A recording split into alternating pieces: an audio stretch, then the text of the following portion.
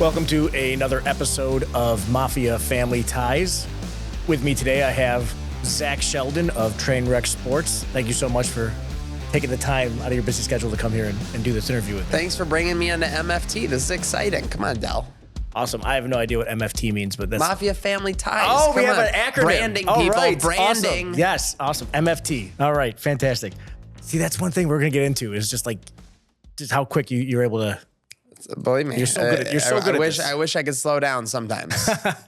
I introduced you as Zach Sheldon, but you're also a Maniac. Yes. Where's that persona come from? I've always admired, honestly, the way the camera turns on and you become like a different person. You're like, well, it's exciting. I mean, first off, the Hulk, you see but people, like a happier Hulk. You see people in the back of news, broadcast. They're excited to be on camera. I always feel excited, and I think it's a privilege to be on camera, whether it's your own phone camera, whether it's professional cameras from anyone else, for sure. So I appreciate that. But yeah, Maniac, Zach. So it really all goes back to almost like 10 years ago. It was me and a group of friends in Western New York. So if you remember around that time, I mean, that was peak like Rex Ryan, Doug Marrone, Sabres are starting their drought. So Buffalo sports were just the train wreck of train wrecks. There was nothing good. And we, I don't know if it was as our friend group, we got like frustrated that people were kind of trying to sugarcoat it or look on the bright side all the time. And we just wanted to embrace when it's bad, and you got to embrace that. So we kind of started this organization, Trainwreck Sports. And the whole thing was it was supposed to be a weekly podcast just to talk about sports. That was really popular. Those were catching on, obviously, in the 2010s. So we started that and it kind of took off from there. I adopted the persona of Maniac because, to be honest, when we started, I thought I was crazy. I thought I was a little bit bonkers. I thought I was a little bit outside the box. I thought my opinions were a little askew as ever. Now, when I meet more people, when I get more exposure to larger groups and gain further perspective, I think I might just be I might have to change my name eventually, Timid or something, or just very moderate or something, because Maniac doesn't seem to be fitting, but I'll rise to the occasion when I can, Del. I love it. I love it. So you talked about your frustration with Buffalo sports in the 2010s. What's your origin story when it comes to being a Bills fan, being a Buffalo sports fan in general? So I always tell people I was born in the zoo, the Buffalo Zoo. I actually grew up about 2 blocks away from the zoo. My family lived on Oakwood until I was about 6 or 7. We actually left the Western New York area because my dad got a job in New York City. So we moved to New Jersey when I was 7, devastated, obviously left my whole life behind. Anything I'd known, I was only 7 years old. So I moved to this new area, Summit, New Jersey, near, Westchester, New York City, all these areas. And the only thing I really had to take with me at that point in my life was my, Buffalo foundation. It was my Buffalo memories. Now, I don't really remember the Bills before that. I don't really remember the Sabres before that. I do remember watching late night Sabres games. That was the one thing I remember. But I kind of took that with me. That was kind of I don't want to say my shield, because Buffalo sports wasn't doing much to be a shield at that point. It was more of a mockery, but it was the thing that I really embraced and kind of, kept that foundation within me. So, and you have to understand, it sounds weird being you're oh, that isn't that far away. You could still get updates on the team, everything like that. In the New York City market in New Jersey in the late 90s, early 2000s, there wasn't news or sports coverage like there is now, where you're getting updates every day, or you could log on to anything digitally and get some. It was newspapers and broadcast TV, essentially, and radio. And there was nothing around there talking Buffalo or anything. So I think it was kind of the, distance makes the heart grow fonder. Being away from Buffalo sports made me love them that much more. Yeah, that makes complete sense. The only time you would ever see the Bills back then would be on the other team's highlights. Yes, or they would come to play the Jets or the Giants or whatever, and I would go to those games. I remember I want to say 9 years old at a New York Jets Buffalo Bills game. I believe Vinny Testaverde was playing at this point for the Jets, and I'll never forget just being in the Jets stadium. AKA Giant Stadium at that point. I was dressed in my Doug Flutie jersey, and I just had fans throwing stuff at me. It was awesome. I remember just being so excited by that fact, even though my team might not have been doing well, the results might not have been great, but I was just excited that, and I don't love antagonizing people. People might say oh, you're a troll, from day one or whatever. It was just surreal. I remember just being completely flabbergasted. I had grown men throwing stuff at me, and I was 9 years old. It was great. That kind of reception can either break a man or make a man. Villain origin story, as Yeah. you could say, for sure. But yeah, from there, it was literally love at first sight. Or like, you know, that was when you kind of step into your consciousness, right? Like that's 6, 7, 8, 9 years old. You could really start to remember stuff. So then, you know, obviously big fan of the Bills. I will say I had a Doug Flutie jersey, and then I had 2 other Buffalo Sports jerseys. I had an away Dominic Hasek and then a home Dominic Hasek. That was how we rolled. Obviously loved staying up and watching the Sabres. And then obviously, yeah, that went right into the 97, 98, 99 times with those teams. That was a fun time. Yeah, I mean, being a Buffalo sports fan in the second half of the 90s was pretty exciting. I was a child, so I'm not trying to be like, you know, talk like, oh, I remember, you know, December 14th, 1997. No, but literally you look at Flutie, you look at Johnson, like they were contending in that era with Wade Phillips and co. And then, yeah, you had Lindy Ruff and the Sabres. You had literally the best player in hockey. I think everyone from this area agrees. I'm sorry, Martin Brodeur, Patrick Waugh, et cetera. But Dominic Hasek, one of the best players in hockey history for that period. So it was a great time to be a Buffalo sports fan, even though necessarily you didn't get the results you wanted. Yeah, and it's nice to kind of be back there now, at least with one of the teams. Well, of course. So. Yeah. I mean, you go through your phases, right? I mean, you had 05 to 07 for the Sabres after the lockout. You had even like Ryan Miller for the era after that, always kept the team in contention. Then the Sabres slipped by the, you know, the wayside around, you know, 2012, 2013. And that was when the drought was reaching, you know, double digits. So that was a tough time, really. And I think that there you see the, you know, the recipe, all the pieces are in place for Trainwreck Sports at that point. You have no Bills winning. You have no Sabres winning. And it was just the perfect time to kind of emerge and kind of, for lack of a better term, bitch about the sports picture. Yeah. So speaking of the Bills, yes, their drought history, they're where they are now. In terms of the drought, we'll start with that. Do you have a specific low point that you recall in you know, for you? Like I have one for myself, which I'll share in a moment, but like, what was your low point for the drought? The low point for the drought, I mean, I would have to say, like, when you ask me a low point for the drought, I don't think like when were the Bills the most pathetic, because with all due respect, the Buffalo football program there were some moments in there for sure. But I think of it like when my fanhood was the most strained. So I did go away to college to Syracuse, not acting like I went across the country or anything. So that I think it was my senior year, 2010. Essentially they started out like 0-9, 0-10 under Chan Gailey. So again, was the team the most pathetic at that point? You could argue either which way. The roster probably was at that point, but that just felt the most strained between me as a Buffalo sports fan and the team and the programs and the vibe that I would always feel when I was home. You know, from my family moved back to Buffalo in 2005, by the way.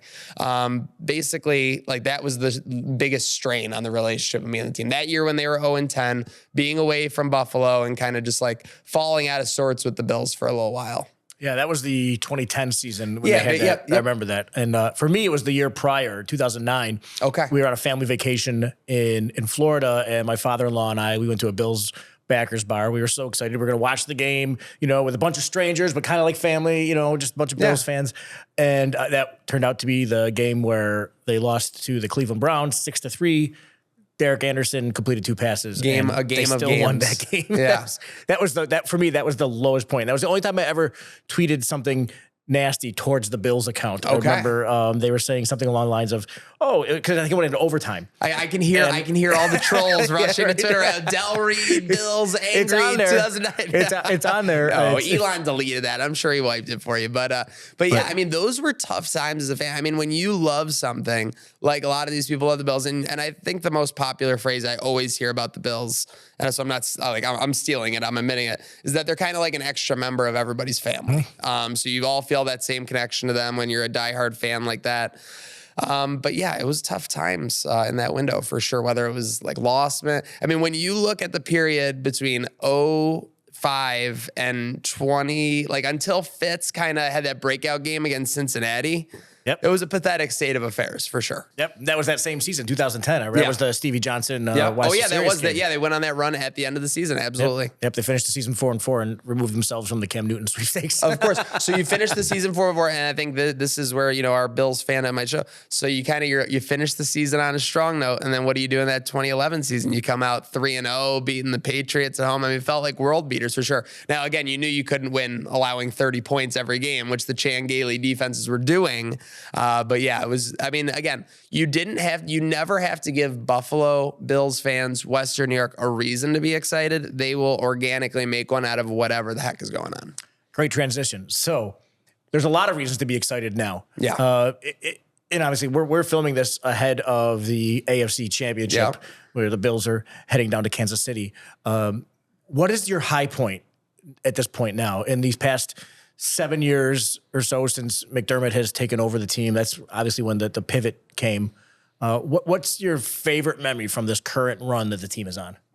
I mean, I think I think everyone would say, and you have to start it with breaking the drought after not being there for 17 years, obviously, especially the way they did it. We talked about it just, I think, before we started rolling or whatever, but, the fact that, it was the Bengals that last game against the Ravens. The Bills had to win. But even before that, there were a couple bad losses they had. I think they lost to the Saints at home, 47-10 or something.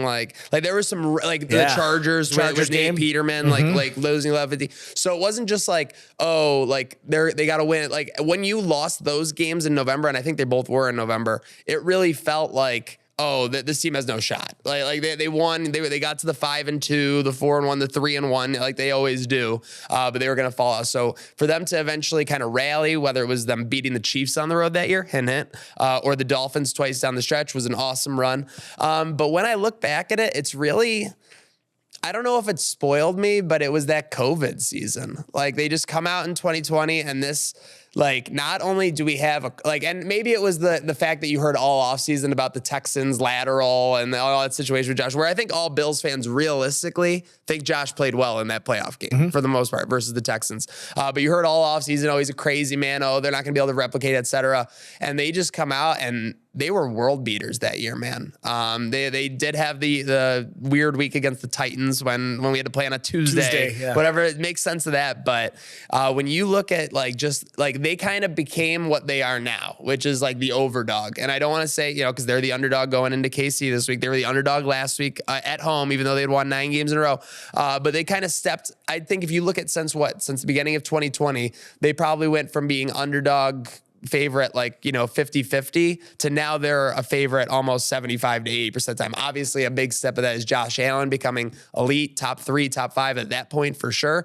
But I do like that McDermott kind of McDermott's the security blanket for everything. I think he makes that train go. Yeah, absolutely. And for me, the same thing, the 2020 season, partly because that was my daughters, who were young in their fandom at that point, they had to watch every game with us. Yeah. They were a captive audience because what else are you going to do? You can't go anywhere. I had them at arm's length. That's awesome. Yeah, and it was fantastic. I remember Taron Johnson has that pick 6 against Lamar Jackson. I look over, my daughter's crying. So just so happy. And I always say Taron Johnson, he's the one that made my daughter cry. There you go. It still makes me cry on a day. Sometimes I see him in coverage, locking down those receivers. But yeah, I was fortunate enough to go to that game. So there was the ticket rush. So you had 6,700 against the Colts. And you had 6,700 against the Ravens. And I don't want to, point out, because we talk about the passion of Bills Mafia and everything. It is kind of funny to me that it felt like 5 years ago, the thought of a playoff home game was turn people into zombies. They would do anything. They had to be there. I think it's maybe a little bit different now that we're getting 1 to 2 every year. I think that maybe some of the expectations change. I'm not calling anybody out. I'm just seeing what I noticed. But my goodness, for those 2020 playoff tickets, I mean, the logins, you also not even getting to play. You had to go to the COVID line and get the check done. It was crazy. Yeah. There were all kinds of processes. So you really had to be dedicated. And I think that, their momentum, whether it was the December of that 2020 season where they went on those primetime games and were just crushing everyone, it was just an amazing run. And I feel like that really solidified McDermott where he is today, for sure. Yeah, for sure. Now, we're going to stay on the team where they are right now. Okay. In terms of the attention they get from the media. Yeah. How because like I mentioned earlier, it used to be the only time you saw them was when their corner was getting So I'm still beat. used to that. I'm still used to oh, they're talking about the Bills. Let me drop everything that I have going on and watch this because they might not come on again. It's foolish to think that way. Josh Allen is basically a talking point on any football show going forward. But yeah, I really think back to they would show this other team's highlights, but they were playing the Bills. So we would see more of the Bills or anything like that. I mean, the way the media talks and covers about the Bills, Josh Allen is kind of, and McDermott deserves credit too for, again, you look at his record since he's been here. Josh Allen kind of like a son, like it might create like SUN. And that he like the gravitational pull like towards the Bills since he's become good has become crazy. Like I don't think the Bills recovered that much in 2018 and 2019. Like they were talked about, they were covered, there were discussion topics. But like I think back to then, like I think like, you know, Vontae Davis quitting the team was like one of the things that got like the most coverage in 2018. 2018 was a crazy time. It was. It seems like it was all like, okay, we made the playoffs and then off to the races we were, playoff contender, everything. 2018, there was a period where we were losing like multiple straight games by like 20 or 30 points. Now, Josh Allen was injured. You had Derek Anderson at quarterback, which is, I mean, you want to talk about a nightmare scenario. I mean, that primetime game against New England 2018, you could like literally take years off my life. But it's very interesting to look back at that because it wasn't always smooth sailing. So kudos to obviously this group, and they talk about culture. They talk about all these things. It seems like all these made up words, right? All these made up terminologies, all these make believe things. Then you go see a playoff game. I know, like we said, we're recording this the week after the AFC Divisional 2024 here. But you have a Texans player pushing his coach and like slamming his helmet like the first play of the game. These things matter. These culture, this buy-in, it definitely matters a lot for this group. And it's been amazing to see the evolution and the continuation.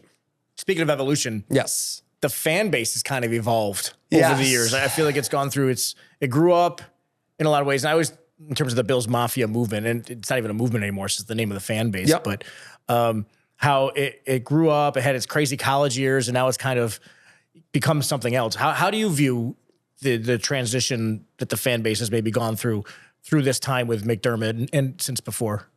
Well, first off, I think it's always been passionate. Like I said, the Bills are an extra member of everybody's family. I think most people love them. There are some people you'll always find occasionally, oh, I've never been to a Bills game. I live in like Lancaster. That does like seem weird to me and bizarre, but it is entrenched in this, you know, region. And when I think about the evolution of the fan base, Del, I mean, I think about, you know, watching highlights of fans, you know, squishing the fish out in freezing weather. I think of, you know, the playoffs in the 90s, having people in hot tubs going. That was crazy, right? Like, I haven't seen any videos from any other fan bases like, oh, here was Minnesota Vikings, like, and they were getting ready for their playoff game with a hot tub.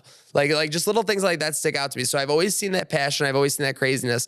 And I think what happened was it was kind of like a perfect storm in that you had this new generation of Bills fans, millennials, or however you want to label the generation coming in those 2010s. And I don't know, disgruntled or like, you know, like the one thing I always heard in those 2010s was, we might not win the game, but we're going to win the tailgate. And how often do you see or won the tailgate after like a 2016 loss or something? So I don't know whether it's just like Buffalo takes a chip on its shoulder. Like if Buffalo has a chance to be the best, I guess it doesn't matter what it is, right? They will go for it. They will jump. They will not ask any questions. If they have a chance to be number one, given the chip on our shoulder that we've kind of all developed through our lives, they're going to do it. So I think you see that in the fan base. I think these fans are always the most eager to prove that they're a little bit crazy, plain and simple. And I think when it comes to being a sports fan, what is fan short for, right? Fanatic. What does fanatic mean? It means you're pretty much insane. So to me, I'll be like, that fan's a little bit crazy, but I'll never judge like a fan, like whether it's taking a bowling ball shot and dropping on the ground, whether it's jumping through a table, whether it's like we had a lady at the game day tailgate this year. Nice lady. She was so nice. The only thing she wanted to do was grab the microphone and say, BILLS, the Bills are the best. That was all she wanted to do. We let her do it. I go up on stage like 35 minutes later. She's screaming from the crowd, let me say it. Let me say it. I go, okay. Like I gave her the mic. She said, I don't know. Everyone is a fan in their like own trajectory, right? Like being a fan, when they're a fan, makes sense to them. And I think that's the evolution. The one thing that stayed steady for Bills fans, whether it was Bills fans in the 70s, 80s, 90s, or whether it's Bills fans in the 2000s, 2010s, 2020s, the passion just kind of bleeds through it and it's unquestioning what they do. Yeah, everybody gets up for a game in their own way, right? And it's that ramp up, right? Like I think We've all been there. This week is a perfect example. You have your victory Monday. Heck, I think even this week you had your victory Tuesday. You may even blend it a little into victory Wednesday, depending on some of the, you get the mic'd ups come out on Tuesday. So you get a whole refresher thing. But that ramp up, like once you start focusing on the next game, like, okay, I really want to beat them. Like, okay, then like Friday, you're like, I can't wait for like this game. Like, can't wait for what I'm doing, everything. And then by Sunday, it's all you're thinking about. It has eclipsed your entire cerebral cortex or whatever you want to say. And that's just all that matters. And that's the most fun about being a Bills fan, is that buy-in and how everyone's on that same page. Couldn't agree more. So let's switch gears a little bit. Trainwreck Sports. Yes. You mentioned earlier that it was just a podcast that you were doing. Now it's almost like it feels like it's its own media network almost, or you guys do so many different things, different shows. I mean, I've always admired the way that somebody shows up at the airport. Yeah. And like a player's wife. Like shout out Shelby Waddle. Shelby Waddle, yeah. So I remember she shows up and like there's Trainwreck doing. To be fair, that was Ranting Ron got me into that one. Yeah. To be fair, so well, regardless though, regardless. So, so talk me through that. How that you've grown from just a podcast every week, which there's so many podcasts. Yeah, you want to talk and about now here you are with what you're doing. I just want to say, because we could be like, there's 38. We're just very fortunate to have so many outlets to go for our team. Again, do I want everyone to go to Trainwreck Sports, pay the bills, or do you want everyone to go to Mafia ties? Of course, we want you to come to these sources, but we are very fortunate as a fan base to just have so many options for what resonates for us as data, for what resonates as us for important from the game, to be able to follow along that with our favorite team, for sure. So to start with Trainwreck Sports, I do have to go back a little bit, because like growing up, I wanted to be like a sports broadcaster. I thought that was the coolest thing. I love talking about sports. I would see people on ESPN. I want to be a sports broadcaster for sure. The sports talking head. That's my, goal in life. I remember graduating from school. I was like, John Murphy is like the announcer of the Bills. Like, I want to eventually be the announcer of the Bills. But there's so many people who are like perfectly polished, or they've been like announcing like high school games for like 10 years at that point. Like, they really were a leg ahead of me for sure. And then I got a real reality check when I graduated from school, like trying to apply for news jobs, trying to apply for sports jobs. Like, good luck. Like, honestly, that's all I'd say. Like, because it's unless you know somebody, I had internships at Entercom, WBEN 930. So I was doing stuff with Shope and the Bulldog when I could, like when, on off shifts and things like that. I had an internship at WGRZ with Matt Pitts when, Scott Levin and Mary Ellis were doing the news. They still are, for those keeping track. But it was just like then the opportunity, like, and I'd have interviews. I would do like, when you go to a news interview, they typically have you write like a news story, do like a news broadcast. I don't know if it's just I was never polished enough or anything like that, but never got even a second call or anything like that. So to me, my life evolved to where, well, I have to make a living. Of course, I have to like not be, this is an exaggeration, but homeless, broke on the street or whatever. So I started sales jobs, and then eventually my friend Al and our other friend Andy and Joe, they kind of just came up with this idea like, well, we're really pissed about the Bills and the Sabres, so we're going to start talking about transfers. Like, oh, I'm in. I'm absolutely in. I'll come on like as a guest in like 2 weeks. And then I came on as Maniac or whatever, and I was like, I'll do next week too or whatever. So it started that. We were doing every week, 2016, 2017. And then it was just like, now, obviously, in 2016, 2017, we're telling ourselves we're going to be huge. We're going to be bigger than WGR. Like, we're going to crush Nate Geary and all this stuff. Like, we were literally saying that. And it's so funny to, like, literally look back on that. Like, and now we work with a lot of those people and, like, collaborate with them. And, like, the respect that we have for what they do and everything is, like, crazy because you understand, to do it every day. I can't imagine Shope and the Bulldog doing their radio show every day from 2002 to 2016.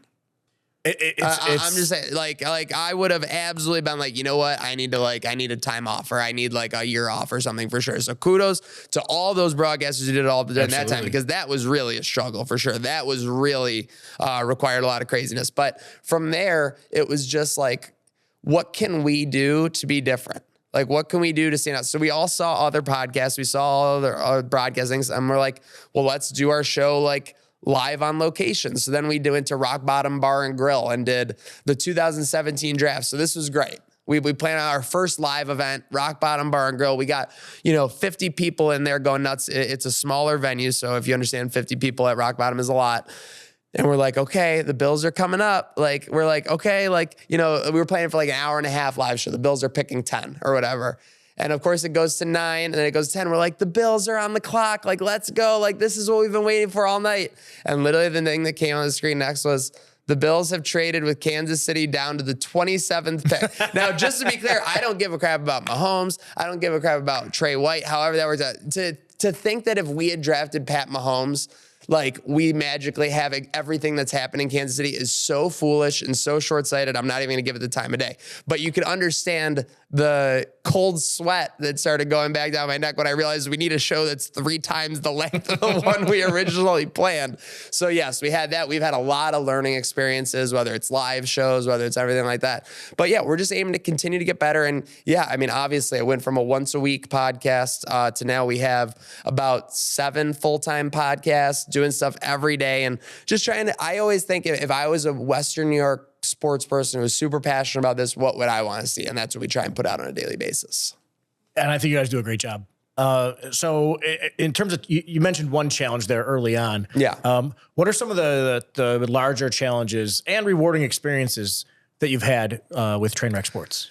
Yeah, I mean, I think the challenges were really, I don't want to be like cliche or whatever, but really just like learning experiences. I emailed the Sabres in 2018. I'm like, hey, like, we're doing shows every week. Like, can we get press access? And I'll never forget Ian Ott, the gentleman who was the media director at that point. And just to be clear, this was not him being rude. This was just him dealing with people on a daily basis.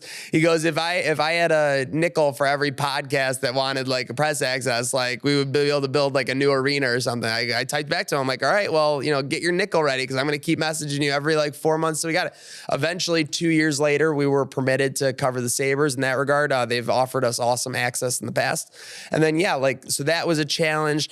Like, it's the challenge, I guess, the most for us is to stay unique. And like, it's so, like, even that is cliche, stay unique, stay different, stay, crazy or whatever, but also fit within the expectation of what people want to see. They want to see a polished show. They want to know where they can get it every time each week. They want to have all that stuff kind of locked in and figuring that out. So that's been, I'd say, the second challenge for us is that we've always wanted to do it. We've always had a passion for it. Just finding out like what the audience wants is and kind of going along with that, truthfully. So the initial growth for being taken seriously, and then the secondary to kind of make sure we are doing it in a serious way.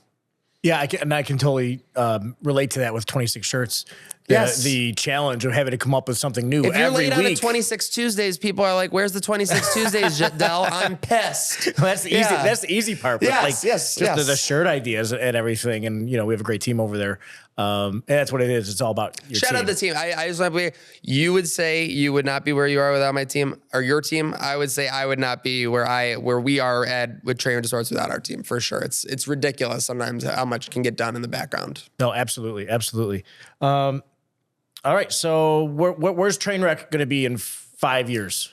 Hopefully still existing. But truthfully, to me, it's just about having fun. I want to solidify. There's so many projects that we've done in the past that we've been able to do. Like things, truthfully, that I would not have initially covered. A great example is the Kitten Bowl with 10 Lives Club, Clyde's Feed, and Celino that we do with Bruckman Media. You have the Bandits. Like, truthfully, like, I always knew the Bandits. I always was like, I'd been to a couple games in Bandit Land at that point. These last like 3 to 4 years have really opened my eyes on like the fan base for Bandit Land and things like that. You have our Buffalo bracket, which is basically just comparing all the best things about Buffalo. So you can always see there's a constant thing in our programming, content, et cetera, portfolio. How can we make something that's successful or that is entertaining that people are into and making it about Western New York? So in the next 4 to 5 years, we're going to hopefully continue to do that. We're going to hopefully have some Sabres playoff run eventually to talk about. And fingers crossed, hopefully the window will have remained open enough for other things as well. Yeah, you don't want to say it out loud. I am not saying we all know what thing you're talking about. Just keep the window open. So, well, this was great. A great conversation. I appreciate you coming out again. Yeah. And well, what about 26 shirts in 4 or 5 years? You just went over the first mill is always the toughest. Yep. So then you jetted up to 2 again. So now I see you closing in on 2.2. Where do you want to be in 4 or 5 years?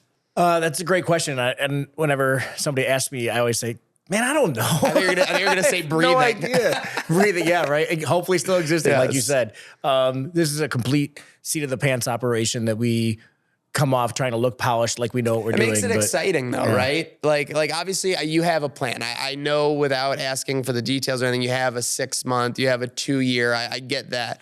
But there's also an exciting aspect to like, well, like we could also just do whatever the hell comes up, right? And that's one of the best things is that like and I always joke around with someone, if I'm talking to like another business owner or whoever, like as we talk about collaborations, and I always joke, I say, well, that's the best thing about owning the business is you can do whatever I want. Bang. So that's a great freedom. There's also a lot of responsibility comes with that. But yeah, I know, we'll see.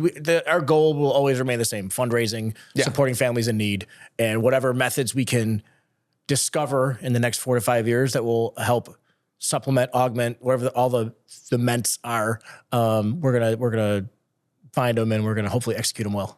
Not to overfloat your boat, because I know we're wrapping up on the Mafia franchise. The thing that sticks out to me is that at 26 shirts at the beginning, I know there's always been multiple benefactors, et cetera, but it would be like a week or 2, and then we move on to another design. It feels like now there's like 2 to 3 constantly in play. Am I correct in that interpretation? Yeah, pretty much. In 2020, we switched over from doing 1 shirt every 2 weeks to 1 shirt every Monday that runs for 2 weeks. So they overlap with each other. And then we have special editions that support, different nonprofits in the area and everything. So we're always trying to spread the good as much as we can. We still have a wait list. I'm still trying to find new ways to get those families up sooner than later. But yeah, we just want to use our powers for good. So love that. Yep. Well, Zach Sheldon, thank you for being on Mafia Family Ties. We'll just bump that and whatever it takes. Whatever it takes.